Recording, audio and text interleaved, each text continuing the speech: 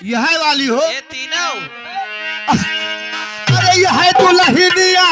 ओह ताओ साहब ठीक कहता है ना। और का अरे यह दुल्हनिया, अरे यह दुल्हनिया बालम कीजिए राजा रे, यह दुल्हनिया बालम कीजिए राजा रे, यह दुल्हनिया बालम कीजिए राजा रे, यह दुल्हनिया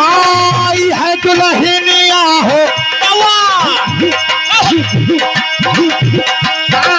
है दुल्हनिया हो, है दुल्हनिया बालम कीजिए राजा रे, है दुल्हनिया बालम कीजिए राजा रे, है दुल्हनिया बालम कीजिए राजा रे, है दुल्हनिया।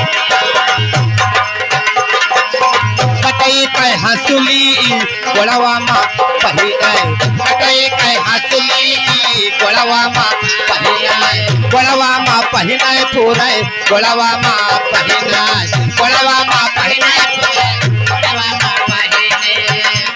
भैया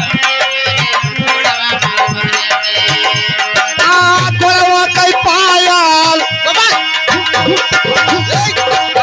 गोड़वा के पायल का तैया माता रे, यह दुल्हनिया बालम कीजिए राजा रे, यह दुल्हनिया बालम कीजिए राजा रे, यह दुल्हनिया बालम कीजिए राजा रे, यह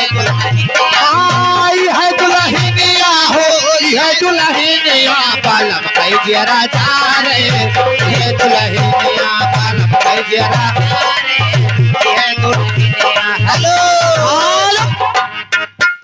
हमारे हरि भैया यही की निवासी आपको ये 51 रुपया देता है। कैसे मगिया कैसे दुराई अखिया लगावे, मगिया कैसे दुराई अखिया लगावे, मगिया हेलो दुराई।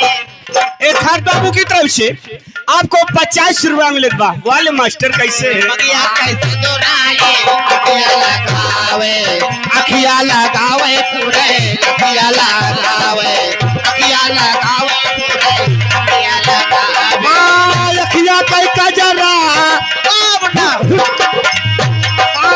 अखिया कई कजराई मगिया माता रे, यह दुल्हनिया बालम कीजिए राजा रे, यह दुल्हनिया बालम कीजिए राजा रे,